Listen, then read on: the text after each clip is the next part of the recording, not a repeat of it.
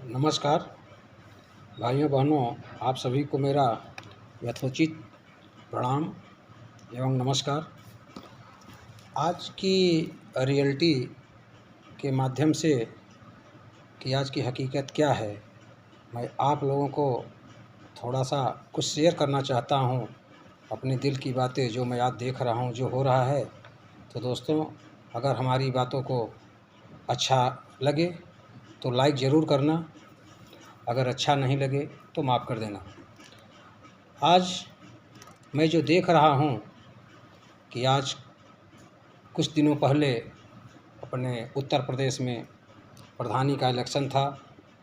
बीच बीच में और राज्यों में हर जगह इलेक्शन ऐसे होते रहते हैं। जैसे कि प्रधानी के इस बार इलेक्शन था, हमने देखा कि पुलिस क्या कैसे कार्य करती है। तो दोस्तों, जो मेरा एक अनुभव और मेरा देखी हुई बात है, मैं उस पे ज़्यादा भरोसा रखता हूं और उसी पे मैं आज आप लोगों को उसी बात को मैं शेयर कर रहा हूं।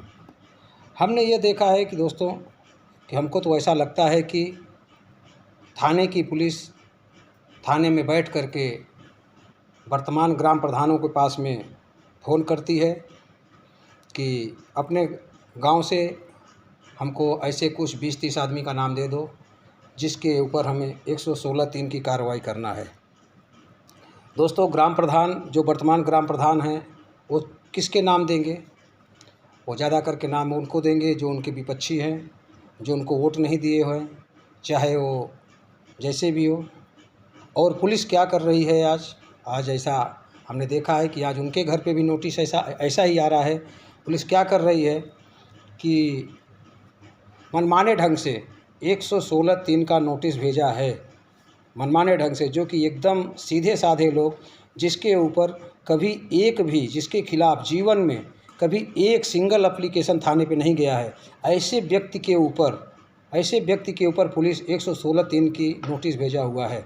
जो आदमी कभी थाने पे नहीं गया, कभी थाने में नहीं देखा, कभी ढंग का आदमी नहीं है, उसका पूरा परिवार, पिताजी से लेके पूरा परिवार, इस खानदान उनका इस ढंग से नहीं है, अगर अचानक उसके घर पे पुलिस जाती है 116(3) की नोटिस लेकर के, तो आप दोस्तों समझ सकते हैं कि 116(3) की नोटिस तो दबंगों के लिए और जो के लिए तो आम बात हो गई है। दबंगों के लिए तो 116(3) बहुत बड़ी बात नहीं है, लेकिन जो एक साधारण व्यक्ति है उसके लिए तो उसके घर पे पुलिस वर्दी में एक नोटिस लेके जाती है तो उस समय उस पर क्या गुजरी होगी, यह आप समझ सकते हैं।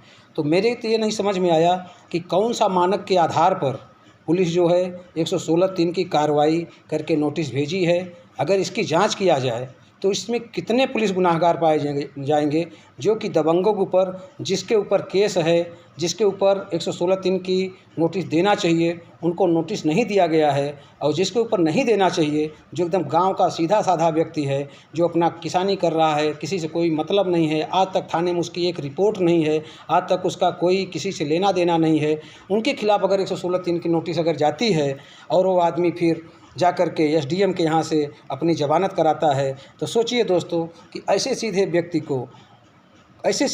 को यह पुलिस कैसे प्रताड़ित कर रही है, कैसे हरासमेंट वो आदमी, कैसे गरीब आदमी होता होगा उस समय, ये क्या किसी ने सोचा है?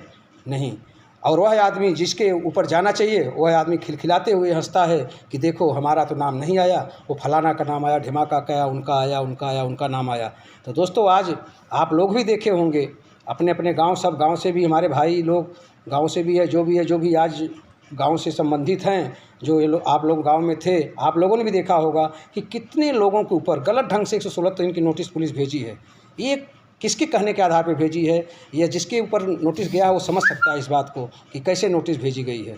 तो हमारे कहने का मतलब, क्या इसकी जांच नहीं होनी चाहिए? ऐसे पुलिस पे कार्रवाई नहीं करनी चाहिए कि जो व्यक्ति इस कैटेगरी का है ही नहीं, उसके खिलाफ ऐसी नोटिस ही क्यों? हम बोलते यार 100, मैंने फ़ोन करके मैं एसओ साहब से पूछना चाहा कि सर, आपने वो आदमी का नाम जो है आपने कैसे डाल दिया सर? वो तो कभी इस दुनियादारी से कोई मतलब ही नहीं है सर, ना उनको अपना जो सीधे साधे हैं, अपने जाएंगे वोट दे के चले आते हैं, आज तक उनके खिलाफ कोई मुकदमा नहीं, कुछ नहीं, ना किसी से कोई बातचीत है, ना कोई उनसे कोई आज तक झगड़ा लड़ाई नहीं, तो अचानक आपने कैसे डाल दिया? नहीं कुछ नहीं, 116(3) क्या होता है, वो तो साधारण है, चले जाएंगे एसडीएम के यहाँ से कल अपना वो जो है ज़मानत ले लेंगे। तो सर सोचो, कितने बड़े शर्म की बात है, कितने बड़े शर्म की बात है कि आदमी, ये गरीब जनता का कोई है कि नहीं है? गरीब जनता का कौन है देख रेख करने वाला? और वह गरीब जनता, वो ऐसा आदमी है कि दोबारा कहीं आगे भी नहीं जा सकता कंप्लेन करने के लिए कि मेरे खिलाफ़ जो है 116(3) का नोटिस आई है। वो डरता है बेचारा कि कहीं ऐसा ना हो जाए कि पुलिस जो है हमको फिर कोई गलत गुनाह में डाल करके हमको अंदर न बंद कर दे, तो वह ऐसा डरता है। तो आज यही सब हो रहा है सर।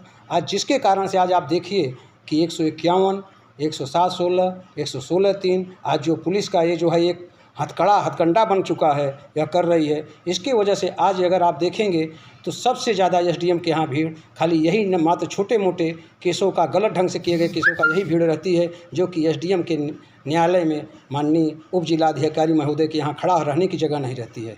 आज जनता कितनी बेहाल परेशान है। इसलिए माननीय योगी आदित्यनाथ जी, मेरा हाथ जोड़ करके निवेदन है कि इससे जो है बदनामी मिल रही है। उच्च अधिकारी हम आज फिर वापस कर रहे हैं। कुछ अधिकारी ऐसा नहीं चाहते हैं कि ढंग से हो, लेकिन यहाँ पे जो थाना अध्यक्ष होते हैं, जो थाना चला रहे हैं, ये सारे लोग मिल करके आज ऐसा मनमाना कार्य कर रहे हैं। इसमें कुछ गिने चुने ईमानदार भी हैं, हम फिर से बोल रहा हूँ, ऐसा नहीं कर रहा हूँ सब ऐसे हैं, लेकिन लगभग परसेंटेज में ज़्यादा हैं जो कि आज ऐसे अन्याय हो रहे हैं। हमारे ख्याल से तो इस पर बहुत विशेष ध्यान देने की ज़रूरत होती है, ज़रूरत देना चाहिए कि इस पर ध्यान देना चाहिए कि क्योंकि ये बहुत छोटे स्तर की बात है, लेकिन बहुत बड़ी बात है कि जो कि छोटी छोटी बातों को अगर ध्यान नहीं देंगे तो आज गरीब जनता को, जो आज हमारी सरकार कहती है कि गरीब जनता को न्याय मिलना चाहिए, गरीब जनता के साथ में हम हैं, खड़े हैं, तो आज ये सब गरीब जनता ही है जो कि आज जो है प्रताड़ित हो रही है पुलिस से। क्यों ऐसा हो रहा है? क्या हम गलत बोल रहे हैं? अगर गलत बोल रहे हैं तो आप लोग छोड़ दीजिए, माफ़ कर दीजिए। अगर गलत नहीं बोल रहे हैं, अगर कुछ इसमें हमारी सत्यता है तो कृपया आप इस पे सभी से निवेदन है मेरा हाथ जोड़ करके कि, और पुलिस भाइयों से भी अनुरोध है कि ऐसा न करें, ऐसा गलत कार्य न करें।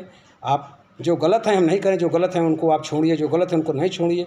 लेकिन आप अगर एक अन्यायी जाता है और एक न्याय मांगने के लिए जाता है और आप दोनों के ऊपर आप 151 कर देते हैं और दोनों को एक साथ वहीं थाने पे रात भर बैठाते हैं, तो जो अन्याय किया हुआ है वो तो मारा ही है ना, तो वहाँ पे हंसेगा उसके साथ में, तो वो कैसे उसके साथ में आगे अन्याय नहीं करेगा, क्या गारंटी है? क्योंकि जो न्याय मांगने के लिए गया है वो भी वहीं रात भर पुलिस स्टेशन में बैठाया गया है, और जिसके साथ जो अन्याय किया हुआ है, जो अन्यायी है, वो भी रात भर पुलिस स्टेशन में बैठाया गया है। दोनों को एक ही तराजू में अगर पुलिस तौलती है तो न्याय पुलिस स्टेशन से कहाँ मिल रहा है, हमें नहीं समझ पा रहे हैं। और आज रेगुलर यह चीज़ बना हुआ है, यह पुलिस का यह ऐसा रवैया हर थाने पे बन चुका है। और यह महोदय, मेरा यह निवेदन है कि इस पर विशेष ध्यान देने की ज़रूरत है, जिससे कि गरीब जनता जो बेगुनाह है उनको सताया न जाए, उनको परेशान न किया जाए और गुनाहगारों को न छोड़ा जाए। यह नम्र विनती। धन्यवाद। Thank you sir.